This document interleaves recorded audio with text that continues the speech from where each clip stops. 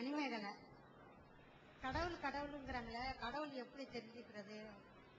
கடவுள்னா யாருன்னு கேக்குறீங்களா? சரி, அதாவது கடவுள் கடவுள்னு சொல்லிக்கிறீங்க எல்லா மதத்துல உள்ளவங்கள. கடவுள்னா யாரு, எங்க இருக்காரு அவர் யாருன்னு கேட்கிறாங்க. இது ஒரு நல்ல ஒரு கேள்விதான். இது எல்லா மதத்தவர்களும் அறிந்து வைத்திருக்க வேண்டிய ஒரு கேள்வி. இது இந்துக்களுக்கு முஸ்லிம்களுக்கு மாத்திரம் உள்ளது இல்ல. இந்துக்கள்னா கடவுள் யாருன்னு வழங்கி தான் வைத்திருக்க வேண்டும், கிறிஸ்தவர்களும் வழங்கி வைத்திருக்க வேண்டிய ஒரு நல்ல ஒரு கேள்வி. இந்த கேள்வி எதனால வருதுன்னு கேட்டா, கடவுளை நம்மள யாரும் பார்க்கல, அதனாலதான் வருது. இப்ப என்ன நீங்க பார்த்துட்டீங்க, நான் யாருன்னு ஏதாவது கேள்வி கேட்க முடியுமா? இந்த உட்கார்ந்து இருக்காருல இவர் தான் அப்படின்னு சொல்லிடுவீங்க. அப்ப எதனால இந்த கேள்வி வருதுன்னு கேட்டா, நம்ம பார்க்கல, கடவுளை பார்க்கவில்லை. பார்த்தவர்களும் நம்மள்ட்ட வந்து என்ன செய்யல, ஒரு போட்டோ எடுத்து கொண்டாந்து இவர் தான் கடவுள்னு காட்டவும் இல்லை. அதனாலதான் என்ன வருது, கடவுள் கடவுளுங்கிறீங்க, எங்க அந்த கடவுள் யாரு, எங்க இருக்கிறார் அவரு யாருன்னு கேட்கிறாங்க. முதல்ல நம்ம விளங்கிக் கொள்ள வேண்டும், கடவுள் என்று சொன்னா கண்ணால பார்க்கப்படுவர் தான் கடவுள். பார்க்கல என்று சொன்னால் கடவுள் இல்ல அப்படின்னு நினைச்சோம் என்று சொன்னால் அது வந்து ஒரு பகுத்தறிவு பூர்வமான வாதம் கிடையாது. ஏன், கண்ணால பார்த்ததை நம்புறது ஆடு மாடுகள் கூட நம்பும். கண்ணால பார்த்தது ஆடு நம்புமா, நம்பாதா? நம்புதா இல்லையா? வேப்பிலைய காட்டினா வருதா இல்லையா? அதே நேரத்தில் திங்க கூடாத ஒரு பொருளை காட்டினா வரமாட்டேங்குதா இல்லையா?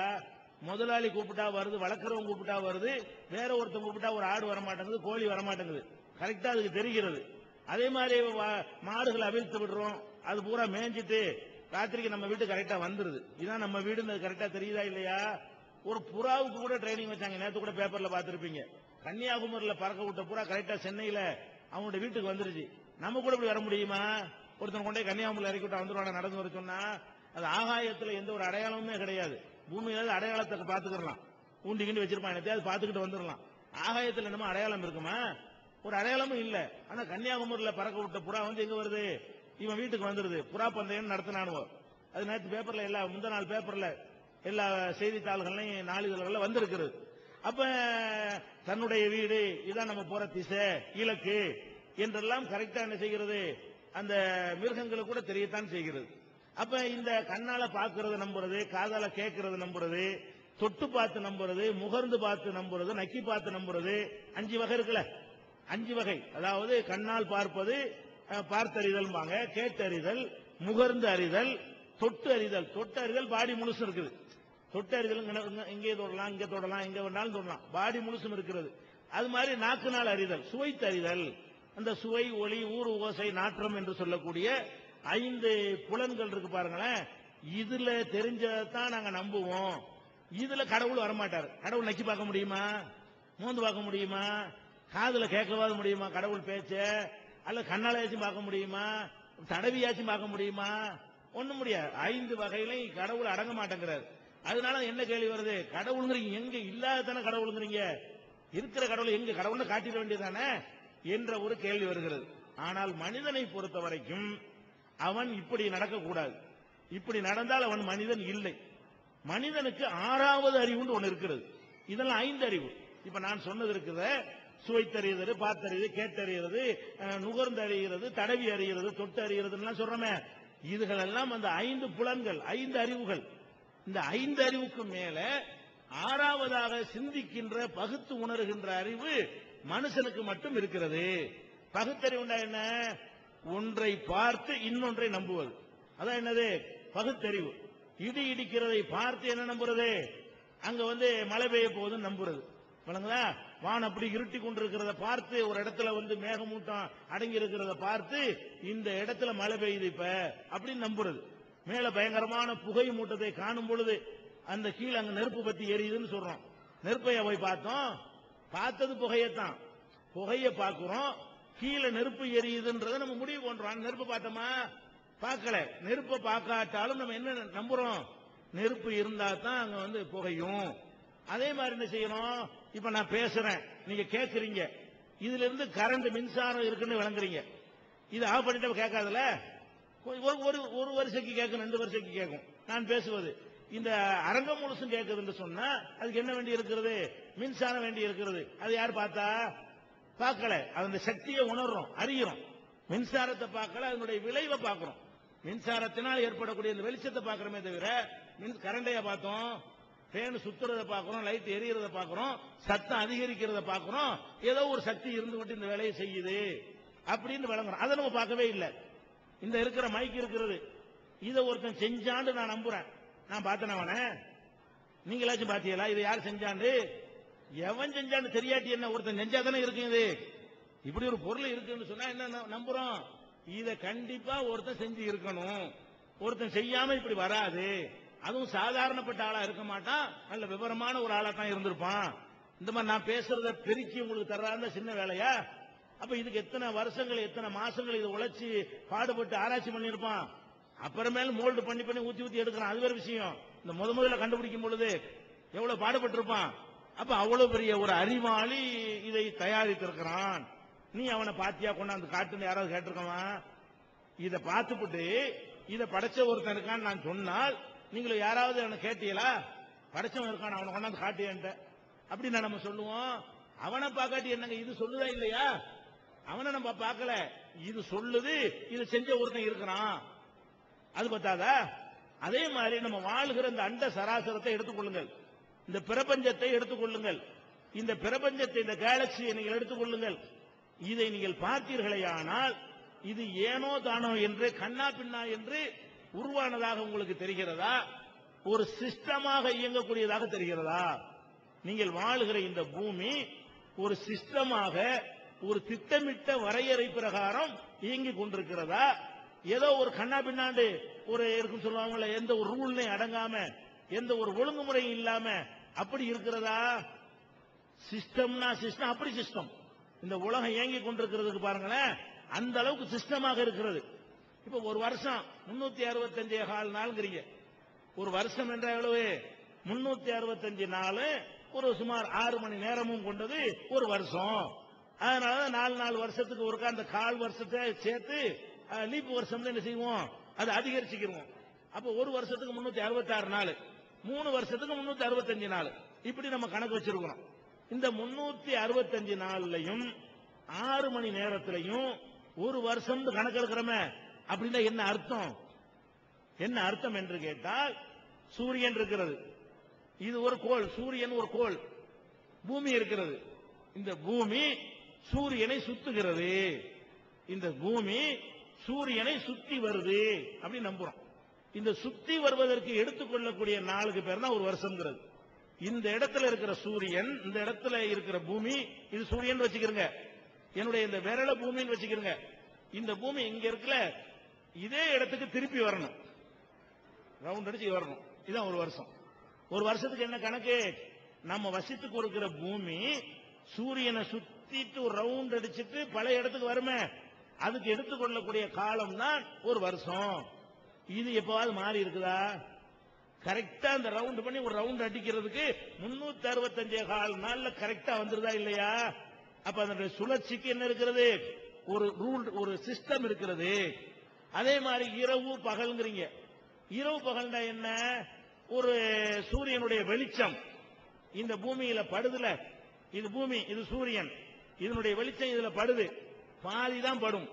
எந்த ஒரு உருண்டையா இருந்தாலும் அதுல லைட் அடிச்சீங்கன்னு சொன்னா பாதியில தான் வெளிச்சம் படும், இன்னொரு பாதியில படாது. அப்ப 180 டிகிரிக்கு தான் அந்த வெளிச்சம் பட முடியும், அது பகல். வெளிச்சம் படாது இரவு. இந்த இரவு பகல் என்ன செய்கிறது? ஒரு தன்னைத்தானே பூமி இப்படி சுத்துது. இப்படி இருக்கிற பூமி என்ன செய்யுதுன்னா இப்படியே சுத்திக்கிட்டு வருது. இது சுத்துறது தனி, தன்னைத்தானே சுத்துறது. ஒரு சுத்தி முடியும் போது ஒரு நாள் 24 மணி நேரம். எப்பவாச்சு 20 மணி நேரத்தில் சுத்தி இருக்குதா? இந்த பூமி தன்னைத்தானே சுத்துவதற்கு 18 மணி நேரம் எடுத்திருக்குதா? 25 மணி நேரம் எடுத்திருக்குதா? 19 மணி நேரம் எடுத்திருக்குதா? 24 மணி நேரமும் 5 நிமிஷமும் எடுத்திருக்குதா? 23 மணி நேரமும் 55 நிமிஷத்திலையும் சுத்தி இருக்குதா? அப்ப இந்த 24 ஒரு ரவுண்டுக்கு 24 மணி நேரம்னா அவ்வளவு அக்யூரேட்டா என்ன செய்கிறது? அது சுத்துகிறது. 365 நாள், 365 நாள் பிளஸ் 6 மணி நேரம்னா அந்த நேரத்துக்குள்ள அது சுத்தி முடிக்கிறது. உதாரணத்துக்கு தான் பூமி, உதாரணத்துக்கு தான் சூரியன், அனைத்தும் அப்படி இருக்கிறது. செவ்வாயா இருந்தாலும், சுக்கிரனா இருந்தாலும், வியாழனா இருந்தாலும், புதனாக இருந்தாலும், ஜூபிடரா இருந்தாலும், நெப்டியூனா இருந்தாலும், என்னென்ன கோள்களை மனிதன் இப்ப கண்டுபிடித்திருக்கிறானோ, இன்னும் கண்டுபிடிக்காமல் என்னென்ன கோள்கள் உலகத்தில் இருக்கின்றனவோ அனைத்துமே ஒரு சிஸ்டமாக நூல் பிடித்தபடி ஒரு கட்டுக்கோப்பில் எங்க ஒன்றோட ஒன்று ஈர்த்து பிடித்துக் கொண்டு பூமிக்கு இழுக்கக்கூடிய தன்மை இருக்கிறது, சூரியனுக்கு இழுக்கிற தன்மை இருக்கிறது. பூமி ஈர்ப்பு இந்த பொருளை வச்சிருக்கிறோம், போட்டோன்னு கீழே விழுவுது. ஏன் விழுவுது? பூமி இழுக்குது. பூமியுடைய ஈர்ப்பு சக்தி இருக்கிறதுனால தானே இழுக்குது. அதே நேரத்தில் ஒரு குறிப்பிட்ட தொலைவுக்கு மேல போயிட்டோம்னா போட்டா கீழே வராது. பூமியுடைய இழுக்கிற சக்தி இருக்குதுல, இவ்வளவு தூரத்துக்கு தான் இருக்கிற சக்தினா இதுக்குள்ளதான் இழுக்கும். இதுக்கு மேல போயிட்டீங்கன்னா அப்படிப்பட்ட அந்த இடத்துல நிற்கும். உங்களுக்கு அப்படி போட்டா நீங்க மிதப்பீங்க. அப்படியே யார் கீழே விழுவ மாட்டோம். எது வரைக்கும் தான் விழுவோம்?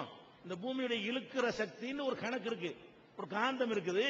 இங்கனுக்குள்ள இரும்பு வைக்கிறேன் இழுக்கும், இங்க வச்சா இழுக்கும், இங்க வச்சா இழுக்குமா? இழுக்காது.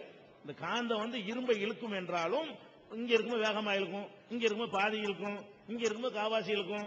இங்க வந்துருச்சுன்னா காந்தத்துக்கு இரும்புக்கு சம்பந்தமே இருக்காது, ஒண்ணுமே செய்யாது. அப்ப அந்த மாதிரியான ஒரு அடிப்படையில் ஒரு குறிப்பிட்ட எல்லைக்கு மேல என்ன இல்ல, ஈர்ப்பு சக்தி இல்லைன்னு இருக்கிறது. அது மாறுனுச்சா? அல்லது பூமி இழுக்கிறேன் இழுத்து சூரியனை இழுத்தா என்ன கதிக்கு ஆகும்? சூரியன் பூமியை பிடிச்சி இழுத்தா என்ன கதிக்கு ஆகும்? அந்த மாதிரி எல்லாம் இருக்கிறது. அப்ப அதையெல்லாம் நம்ம யோசிச்சு பார்க்கும் பொழுது புதிய ஒரு நுணுக்கமான ஒருத்தன் என்னமோ செஞ்சுக்கிட்டு இருக்கிறான். அது விளங்குதா இல்லையா?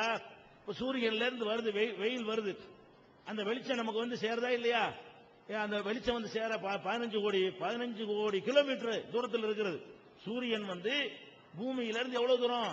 15 கோடி கிலோமீட்டர் தொலைவில் இருக்கிறது. அந்த சூரியனுடைய வெளிச்சம் நமக்கு 8 நிமிஷத்துல சேருது. சூரியனுடைய நீங்க பாக்குறீங்கல்ல சூரியன், அந்த சூரியன் இப்ப உள்ள சூரியன் நீங்க பார்க்கல, 8 நிமிஷத்துக்கு முந்தின சூரியனை தான் பாக்குறீங்க. நம்ம பாக்குற சூரியன் இது 8 நிமிஷத்துக்கு முந்தின சூரியனை தான் நீங்க பாக்குறீங்க. நீங்க சூரியன் அதனுடைய வெளிச்சம் நமக்கு சேர எவ்வளவு டைம் எடுக்கிறது? வினாடிக்கு 3 லட்சம் கிலோமீட்டர் வேகத்துல ஒளி வரும், வெளிச்சம் வரும். அப்ப இது மாறுனுச்சா? 3 லட்சம் கிலோமீட்டர் வேகத்தில் இந்த ஒளி போகும் என்பது இன்னைக்கு வரைக்கும் மாறி இருக்குதா? அப்படி நூல் பிடிச்ச மாதிரி இருக்கிறது. நீங்கள் பாக்குறீங்க, இத்தனாம் தேதி இந்த இடத்துல ஒரு வால் நட்சத்திரம் வரும்னு சொல்றான். ஏன் சொன்னா? பேப்பர்ல படிக்கிறீங்களா இல்லையா? இத்தனாம் தேதி இந்த இடத்துல ஒரு வால் நட்சத்திரம் தெரியும்ங்கிறான். ஏன் அதை சொல்ல முடிஞ்சவனால? அதுக்கு ஒரு கணக்கு இருக்கனால சொல்ல முடிஞ்சு. அது எங்க இருக்கிறது? இந்த இடத்துல வரும்போது, ஈரோட்டுக்கு நேரம் வரும் பொழுது எத்தனாம் தேதிக்கு வரும், எவ்வளவு மணி நேரத்துக்கு நிற்கும், எவ்வளவு நேரத்துல கடந்து போகும், அதை கண்டுபிடிச்சு சொல்றானா இல்லையா? இந்த மாசம் நீங்க சூப்பர் மூன் பாத்தீங்களா இல்லையா? சூப்பர் மூன் தெரியுதுல, நிலவு இருக்கா இல்லையா? நிலவு ஒரு 22 வருஷத்துக்கு ஒரு தடவை பெருசா தெரியும். 22 வருஷத்துக்கு என்ன செய்யும் நிலவு? அது ஒரு பயங்கரமான டபுள் மடங்கு பெருசா வேகத்தில் போயிட்டு இருக்கேன்னு வைங்க. நான் போய் சேர வேண்டிய இடம் ஒரு 200 கிலோமீட்டர். 40 கிலோமீட்டர் வேகத்தில் போனா எத்தனை மணிக்கு போய் சேருவேன்? 5 வரல போயிருவேன். 200 கிலோமீட்டர் தூரம் நான் போறது 40. அப்ப 40 மணிக்கு போனா 5 மணி நேரத்தில் என்ன செய்வேன்? 200 கிலோமீட்டர் அடைஞ்சிருவேன். தெரியுதா இல்லையா? அதே நேரத்தில் நான் என்ன செய்யணும்? வாகனத்தை ஓட்டும் போது 40ல போறேன், 35க்கு வர்றேன், 65க்கு போறேன், மர 20க்கு வர்றேன், மர 80க்கு போறேன்னா நான் எப்ப போவேன்னு எவனுக்கா சொல்ல முடியுமா? நான் தான் ஒரு சீரா ஓட்டலையே வண்டிய. 40 விட்டு முள்ளு தாண்டலன்னு சொன்னா கரெக்ட் 5 மணி நேரத்தில் போயிடுவான்னு சொல்லி போடுவீங்க. இப்போ ஓட்டலாம் என்ன செய்யறான்? ஒரு கணக்குல ஓட்ட மாட்டேங்கிறான். திடீர்னு 100க்கு போறான், திடீர்னு 20க்கு வர்றான், திடீர்னு 30க்கு போறான், 35க்கு வர்றான். இந்த மாதிரி வண்டி ஓட்டிட்டு போனான்னா இதை ஒருத்தன் பார்த்தான்னு சொன்னா இவன் எத்தனை மணிக்கு போய் சேருவான்? கடவுளுக்கு தான் தெரியும்ன்றான். எப்படி எனக்கு என்ன சொல்ல முடியும்? அவனுக்கே சொல்ல முடியாது. சிஸ்டம் இல்லாம போனா கணிக்க முடியாது. அப்ப இந்த பூமி, சூரியன், சந்திரன், செவ்வாய், சுக்கிரன், வியாழன், புதன் எல்லாமே சிஸ்டமா இருக்குதா, கூட்டாம்போக்குல இருக்குதா? அவ்வளவு சிஸ்டம். இவர் நுணுக்கமான ஒரு சூப்பர் பவர் ஒருத்தன் இருந்து இதை இயக்கவில்லை என்று சொன்னால் இப்படி இது இயங்க முடியாது என்று சொல்லும் அளவுக்கு இது ஒரு ஆச்சரியமாக இருக்கிறது. அப்ப என்ன வழங்குறோம்? இதெல்லாம் தன்னால உண்டா இருக்குமா? இது தன்னால உண்டானா நம்ப முடியுமா? நம்ப மாட்டேங்கிறீங்க. இது எப்படி உண்டானுச்சு? இதுவா ஒரு மரம் இருந்துச்சு, அதுவா துண்டு அறுத்துக்கிருச்சு, அதுவா ஒன்னா சேர்ந்துக்கிருச்சு, அதுவா நின்றுக்கிருச்சு, நம்புவீங்களா? கிறுக்க மாட்டீங்க. இது தன்னால உண்டாகுதுங்கிறீங்க. இவ்வளவு பெரிய இதுல ஒரு சிஸ்டம் இல்ல, ஒரு ஒழுங்கும் இல்ல, ஒரு இயக்கம் இல்ல, ஒண்ணுமே கிடையாது. இது தன்னால உண்டானுச்சுன்னா நீங்க என்ன கிறுக்கங்கிறீங்க? அப்ப இதெல்லாம் தன்னால உண்டாயிருக்குமா? அப்படி சிந்திச்சு பார்த்தா கடவுள்னா யாருன்னு வழங்க நமக்கு அவனை பார்க்கல, அவன் என்ன செய்யறான்றத பாக்குறோம், அவன் என்னென்ன ஒர்க் பண்ணிட்டு இருக்கிறாங்கிறத என்ன செய்யறோம்? பார்த்து கொண்டிருக்கிறோம். அவ்வளவு பெரிய சூப்பர் பவர் இல்லாமல் இந்த உலகம் இயங்க முடியாது நீங்கள் கன்னியாகுமரிக்கு போல, ஒவ்வொரு நிகழ்ச்சி நான் சொல்லுவேன் அந்த கேள்வி வரும் பொழுதெல்லாம், நீங்கள் கன்னியாகுமரிக்கு போனால் அங்க காந்தி மண்டபம்னு ஒன்று வச்சிருக்கிறாங்க. காந்திக்காக வேண்டி ஒரு மண்டபம் வச்சிருக்கிறாங்க. அதுல அந்த காந்திய எரிச்சு சாம்பல் இருக்குல்ல, அஸ்தின்னு சொல்லுவாங்கல்ல இந்துக்கள், அந்த அஸ்தியை ஒரு சட்டியில ஒரு களையத்துல வச்சிருக்கிறாங்க. அந்த காந்தி இதுல பல ஊர்களில் வச்சிருக்கிறாங்க. கன்னியாகுமரியிலையும் காந்தி எரிச்ச அந்த சாம்பலை போட்டு வச்சிருக்கிறாங்க. இந்த சாம்பல்ல அவருடைய அக்டோபர் 2ஆம் தேதி என்று அந்த மேல இருந்து நேரடியாக வெயில் படும். அதுல படும் கரெக்டா, அந்த ஒரு தேதியில மட்டும் படும். இதான் அந்த கலசம் சொன்னா மேல இருந்து வெயில் படும், கரெக்டா படும். வெளிச்சம் அல்ல, வெயில். வெளிச்சம் பட்டுட்டு தான் இருக்கு, ஆனா நமக்கு வெயில் படல. இப்ப வெயிலே டைரக்டா எப்ப படும்? அவருடைய அந்த நினைவு நாள் அன்றைக்கு கரெக்டா படும். இது எப்படி படுது? இது எப்படி அவன் கட்டுனான்னு சொன்னா, சூரியனுடைய ஓட்டத்தை கண்காணிக்கிறான். அது ஒவ்வொரு நாளும் எந்த டைரக்ஷன்ல இருக்குது, அக்டோபர் 2க்கு எங்க இருக்குன்னு பாக்குறானா, அதுல இருந்து நேர என்ன செய்யறான், அந்த கோடு பிடிச்ச மாதிரி கொண்டு வர்றான். அந்த முகட்டுல அந்த கிராஸ்ல ஓட்டையை போடுறான். செவர் இருக்கும்ல, செவர் உள்ள கனமா இருக்கும்ல, இப்படி போட்டா நேர வரும்போது வெளிச்சம் வரும். இப்படி கிராஸா போட்டா, அந்த கிராஸா வரும்போது மட்டும் என்ன செய்யும், அந்த வெயில் தன்னால வரும். அதுக்கு தகுந்த மாதிரி அந்த செவத்துல ஓட்டையை போட்டு கரெக்டா அந்த இடத்துல கொண்டு சட்டி வச்சுட்டான். இப்ப என்னவாகுது, ஒவ்வொரு கரெக்டா அக்டோபர் 2ஆம் தேதி அந்த இடத்துல சூரிய வெளிச்சம் படுகிறது. இதுல என்ன நம்ம விளங்கணும், இந்த சூரியன் இந்த நாளில் இந்த இடத்தில் இருக்குங்கிறத எப்படி மனுஷன் கண்டுபிடிச்சான்? மனுஷன் மேட்ரு கிடையாது, கண்டுபிடிக்கிற மாதிரி ஒரு கணக்குல இருக்குது. ஒரு கணக்கின்படி எங்க போய் தான் கண்டுபிடிக்கிறானே தவிர கணக்கு இல்லாமல் எங்க கண்டுபிடிக்க இயலுமா? அது ஒரு கால்குலேஷன் பண்ணி நடக்கிற காரணத்தினாலதான் கண்டுபிடிக்கிறான். இப்ப நம்ம வாழ்ந்து கொண்டிருக்கிறோம் 2011. இன்னைக்கு ஈரோட்ல எத்தனை மணிக்கு சூரியன் மறையும்? மறைய முந்தி சொல்ல முடியாதா? இன்றைக்கு சூரியன் ஈரோட்டில் எத்தனை மணிக்கு மறையும் சொல்ல முடியும். இன்னைக்கு தான் சொல்ல முடியுமா? 3011 சொல்ல முடியும். இப்ப நம்ம இருக்கிற 2011, 1000 வருஷம் கழிச்சு இதே ஈரோட்ல இதே தேதியில சூரியன் எத்தனை மணிக்கு மறையும் இப்ப நமக்கு சொல்ல முடியும். ஏன் சொல்ல முடியுது? கணக்கு தான் சொல்ல முடியுமே. ஒரு கணக்கின்படி இயங்குகிறது. அப்ப இதுல இறைவன் எங்கே இருக்கிறான் என்று பார்ப்பதை நம்ம என்ன சிந்திக்கணும்? கண்டிப்பா இப்ப நம்ம இருக்கிறோம், மனிதர்களா இருக்கிறோம். நம்ம எல்லாம் ஒரு எப்படி பார்த்தாலும் 100 வருஷத்துக்கு முந்தி போய்க்கிறோம். 100 வருஷத்துக்கு முன்னாடி நம்ம யாராவது இருந்திருப்போமா? 100 வருஷத்துக்கு முன்னாடி இந்த சபையில இருந்த யாராவது உலகத்தில் இருந்திருப்போமா? கண்டிப்பா இருந்திருக்க மாட்டோம். அப்ப நம்ம எங்கேயாவது இருந்தோமா? எங்கேயுமே இல்ல. எந்த பொருளாவாச்சும் இருந்தோமா? எந்த பொருளாவும் இல்ல. 100 வருஷத்துக்கு முந்தி நீங்க எல்லாம் எங்க இருந்தீங்க? என்னவா இருந்தீங்க? என்னவாவும் இருக்கவில்லை, எங்கேயும் இருக்கவில்லை. ஒண்ணுமே இல்லாமல் இருக்கக்கூடிய உங்கள்ல இருந்து ஒரு மனிதன்ல இருந்து இன்னொரு மனிதனை கடவுள் உருவாக்குறான். எப்படி உருவாக்குறான்? 30 லட்சம் ஒரு மனிதன், ஒரு ஆண் மகன் பெண்ணோட தாம்பத்தியம் நடத்தும் பொழுது 30 லட்சம் உயிரணு வெளிப்படுகிறது. 30 லட்சம் பிள்ளையை பெறலாம். அவ்வளவு பெரிய சக்தி ஒரு மனுஷன் இருந்து அத்தனை உயிரணுக்கள் வெளிப்படுகிறது.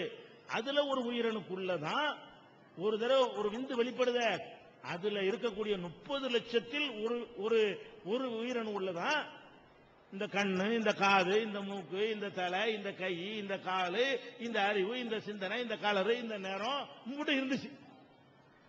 இதெல்லாம் என்ன, எப்படி நீங்க நினைக்கிறீங்க? இதெல்லாம் தன்னால இயற்கை நினைக்கிறீங்களா? தானா நடக்கும் நினைக்கிறீங்களா? இதுக்கு பேர் தான் பகுத்தறிவு. அதெல்லாம் விடுங்க. இந்த உலகம் எப்படி உண்டானுச்சு? இந்த உலகம் எப்படி உண்டானுச்சு? பிரபஞ்சம் எப்படி தோன்றியது? அதை பற்றி பலரும் பலவிதமான கருத்துக்களை சொன்னார்கள் ஒவ்வொரு காலகட்டத்திலையும். ஈவரா பெரியார் வாழ்ந்த காலத்துல அவர் என்ன சொல்லிட்டு இருந்தாரு? சூரியன்ல இருந்து ஒரு துண்டு உடைஞ்சு கீழே விழுந்து அதான் பூமின்றாரு. அவர் மேல தப்பு இல்ல. அவர் காலத்தில் உள்ள விஞ்ஞானம் இதுதான். அவர் காலத்தில் உள்ள விஞ்ஞானம் இது. சூரியன்ல இருந்து ஒரு துண்டு செதறி போய் விழுந்து அதான் பூமியாக ஆனதுன்னு சொல்லி அந்த காலத்தில் சொல்லிட்டு இருந்தார்கள்.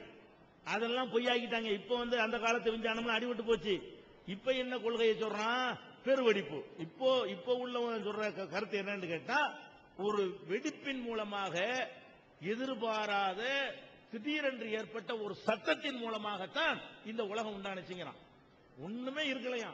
இன்றைய விஞ்ஞானிகள் என்ன சொல்றான்னு கேட்டா, எந்த ஒரு பொருளும் இருக்கவில்லை. கண்ணுக்கு தெரியாத ஒரு அணு, அந்த அணு திடீரென்று வெடித்தது. வெடித்ததிலிருந்து பயங்கரமான சக்தி அதிலிருந்து வெளிப்பட்டது. அந்த வெளிப்பட்ட சக்தியில் இருந்துதான் பல பொருள்களாக தூசி துகள்களாக அப்படி சிதறி போய் அது அங்கங்க திரண்டு திரண்டு ஒன்னு சூரியனா போச்சு, ஒன்னு சந்திரனா போச்சு, ஒன்னு பூமியா போச்சு, ஒன்னு செவ்வாயா போச்சு, அப்படின்னு சொல்லி இப்ப இன்றைய விஞ்ஞானிகள்லாம் இப்ப சொல்றான். இது ரொம்ப ட்ரையான, புரிந்து கொள்வதற்கு சிரமமா இருக்கக்கூடிய ஒரு டாபிக் தான். ஆனா சுருக்கமா உங்களுக்கு சுருக்கமான விஷயத்தை மட்டும் சொல்றேன். அனைவரும் புரிந்து கொள்ளக்கூடிய ஒரு அம்சத்தை மட்டும் சொல்வதாக இருந்தால், கடுகு இருக்குதுல, கடுகுல லட்சக்கணக்கான அணு இருக்குது. அவ்வளவு லட்சத்துல ஒரு பங்கு வச்சுக்கிறங்க. அவ்வளவு சின்ன ஒரு பொருளுக்குள்ளதான் இந்த சூரியன், இந்த சந்திரன், இந்த செவ்வாய், இந்த கேலக்சி, இந்த கேலக்சி மாதிரி ஏராளமான கேலக்சி இருக்குது. இப்ப நம்ம ஒரு சூரியனை பாக்குறோமே, அந்த சூரியனை சுத்தி உலகம் பாக்குறோம் நட்சத்திரங்கள்லாம், இதுக்கெல்லாம் சேர்த்து ஒரு கேலக்சின்னு பேரு. இது மாதிரி இன்னும் எக்கச்சக்கமான சூரியன் இருக்கிறது, இன்னும் எக்கச்சக்கமான கேலக்சிகள் இருக்கிறது. இது எல்லாம் சேர்ந்ததானது பிரபஞ்சம்ங்கிறது. இந்த பிரபஞ்சம் அவ்வளவும் கண்ணுக்கு தெரியாத ஒண்ணுக்குள் அடைந்து கிடந்தது என்பதை உங்க அறிவு ஏற்றுக்கொள்ளுதா? அடக்க முடியுமா? சூரியனை கொண்டு வந்து இந்த பூமியை கொண்டு வந்து ஒரு கடுகுல லட்சக்கணக்கான ஒரு துண்டுக்குள்ள ஒண்ணு நுழைக்க முடியுமா? வெடிச்சதுனாலதான் வந்துச்சுக்கிறான். பெரு வெடிப்பு தான், சத்தத்துலதான் இந்த பூமியை உண்டானுச்சுக்கிறான். அதை வச்சுதான் விஞ்ஞானிகள் சொல்றான் நிச்சயமா முடியாது. ஒரு சூப்பர் பவர் இருந்து இதை இயக்காத வரைக்கும் இது நடந்திருக்க முடியாது என்று சொல்றார்கள். இப்படி நிறைய சிந்திச்சு கொண்டே போகலாம். அப்ப கடவுள் எங்கேன்னு கேட்கிறதா இருந்தால் இப்படி நம்ம திங்க் பண்ணணும். எப்படி நம்ம வந்தோம், இந்த கண்ணு எப்படி வேலை செய்யுது, இந்த மூக்கு எப்படி வேலை செய்யுது, இந்த நாக்கு எப்படி வேலை செய்யுது, நாக்குல பேசுறமா, இப்படி சிந்திச்சு சிந்திச்சு பார்க்கணும். இந்த நாக்கு இருக்கு, நாக்குண்டா என்னங்க? அது இறைச்சி துண்டு தானே, இறைச்சி துண்டு தானே நாக்குங்கிறது. எலும்பு இல்லாத ஒரு இறைச்சி துண்டு தானே. நம்மளை விட எருமை மாட்டுக்கு நாக்கு பெருசா தானே இருக்குது. அது பேச முடியுமா? அது வந்து ஆட்டி ஆட்டி பாக்குது. நாக்கு என்ன செய்யறது?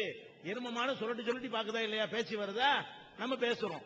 அப்ப வந்து என்ன யோசிச்சு பார்க்கணும். என்னடா இப்படி இப்படின்னா மலையாளம்ங்கிறான், நாக்கு அப்படி இப்படின்னா தமிழுங்கிறான், இன்னொரு மாதிரியா சொன்னா அரபிங்கிறான், இன்னொரு மாதிரியா சொன்னா ஆங்கிலம்ங்கிறான். இல்ல எல்லா மொழியில நாக்குல விளையாட்டு தானே. நாக்கு பிடிச்சி எப்படி மாத்திரமோ அதுக்கு தகுந்த மாதிரி பாஷை மாறிக்கிறதா இல்லையா? இதெல்லாம் எங்க இப்படி இதுக்குள்ள எப்படி வந்துச்சு? இதெல்லாம் இந்த கண்ணுக்குள்ள இருக்கிற சக்தி. இப்படி சிந்திச்சு நீங்க பாருங்க. கண்ணை பத்தி சிந்திங்க, கடவுளை பாப்பீங்க. காதை பத்தி சிந்திங்க, கடவுளை பாப்பீங்க. மூக்க பத்தி சிந்திங்க, கடவுளை பாப்பீங்க. நாக்க பத்தி சிந்திங்க, கடவுளை பாப்பீங்க. அப்ப கடவுள் எங்கன்னு நம்ம பார்க்கிறதா இருந்தால் எப்படி சிந்திக்கணும்? கடவுளுடைய படைப்புகளை சிந்தித்து பார்த்தோமையானால் கண்டிப்பா இது இயற்கை கிடையாது, தன்னால உண்டாகல. இதையெல்லாம் செஞ்ச ஒரு சூப்பர் பவர் இருக்கிறான். அவன் தான் நம்மையும் படைத்தான், நம்மை பார்த்து கொண்டிருக்கிறான், கண்காணித்துக் கொண்டிருக்கிறான். அவன் பார்வையில தப்ப முடியாது. இப்படி என்று நம்புறது வந்து பகுத்தறிவு உட்பட்டதுதான். சில பேர் கடவுள் இல்லைன்னு சொல்வார்கள், அதுக்கு வந்து பகுத்தறிவு என்று சொல்வார்கள். அது உங்க ஊர்ல இருந்து தான் தமிழ்நாட்டுக்கு சப்ளையும் ஆனது. ஈரோட்ல இருந்தா தமிழ்நாட்டுக்கு கடவுள் இல்லைங்கிற கருத்து பெரியார் மூலமா சப்ளையும் ஆகி இருக்கிறது. ஆனால் அந்த கடவுள் இல்லைன்னு சொல்லக்கூடிய அவங்களோடவே நாங்க டைரக்டா விவாதம் பண்ணியிருக்கிறோம். கடவுள் இல்லைன்னு சொல்லக்கூடியவர்களோடவே இருக்கிறான் என்பதை வந்து சயின்டிபிக்கா அறிவியல் பூர்வமான வாதங்களை எடுத்து வச்சு நிரூபித்து காட்டியிருக்கிறோம். கடவுள் இல்லைன்னு மேடையில பேசிட்டு போகலாம், நாங்க விவாதத்தில் நினைச்சிருக்கிறோம், நிரூபித்திருக்கிறோம். அந்த அம்மாவுக்கு வந்து அந்த விவாதத்தினுடைய CD ஒரு செட் அவர் கொடுத்துருங்க. கடவுள் இல்லைன்னு சொல்லக்கூடியவர்களோடு நாங்கள் நடத்திய விவாதம், கடவுள் இருக்கிறான் என்பது அந்த விவாதத்தில் நினைஞ்சிருக்கிறோம், நிலைநாட்டி காட்டியிருக்கிறோம். கேள்வி கேட்ட அம்மாவுக்கு ஃப்ரீயா கொடுத்துருவோம்.